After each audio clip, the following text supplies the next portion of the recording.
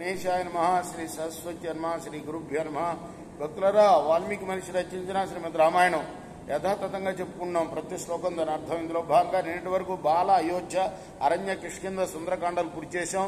యుద్ధకాండలో 58 సర్గలు పూర్తి చేసి 59వ సర్గలోని 100వ శ్లోకం వరకు చెప్పుకున్నాం. ఈ రోజున 101 శ్లోకం నుండి కొనసాగిద్దాం. కొనసాగించే ముందు వాల్మీకి మనిషిని ప్రార్థన చేసుకుందాం. పూజంతన్ రామ రామేతి మధురం మధురాక్షరం ఆరుహ్య కవితా శాఖ వందే వాల్మీకి కోకిలం. సమర్థ గురు సాయినాథ్ మహారాజ్ కీ జై.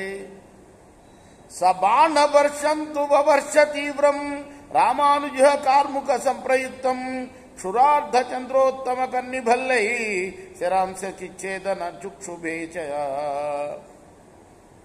లక్ష్మణుడి యొక్క ధనస్సు చేత ప్రయోగింపబడిన బాణవర్షం రావణుడి యొక్క బాణాన్ని, రావణాసురుడి యొక్క బాణాలని ఛేదించింది.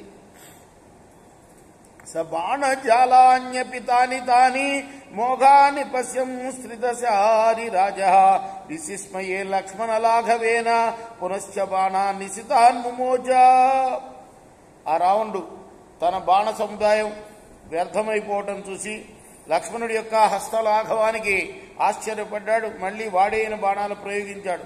స లక్ష్మణశ్చాపి శరాన్ సితాగ్రాన్ మహేంద్ర తుల్యోశని భీమ వేగాన్ అశని భీమ వేగాన్ సంధాయ చాపే జనన ప్రకాశాన్ ససజ్జ రక్షోధిపతేర్వధాయ. మహేంద్రుడితో సమానమైన లక్ష్మణుడు వాడైన అగ్రభాగాలు కలవి, పిడుగులాగా భయంకరమైన వేగం కలవి, అగ్ని వంటి ప్రకాశం కలివి అయిన బాణాల్ని ధనస్సుపై సంధించి రావణ్ణి సంహరించడం కోసం విడిచాడు. సతాన్ ప్రచిచ్ఛేద హి రాక్షసేంద్ర సితాన్ శరాన్ లక్ష్మణమా జగాన శరేణ కాలాగ్ని సమప్రభేన స్వయం భూతత్తేన లలాటదేశే. అలా వాడైన బాణాలని ఛేదించి ఆ తర్వాత రాక్షసరాజు ఆ లక్ష్మణుడు ప్రయోగించిన ఆ వాడి అయిన బాణాలని ఛేదించి బ్రహ్మదేవుడు ఇచ్చిన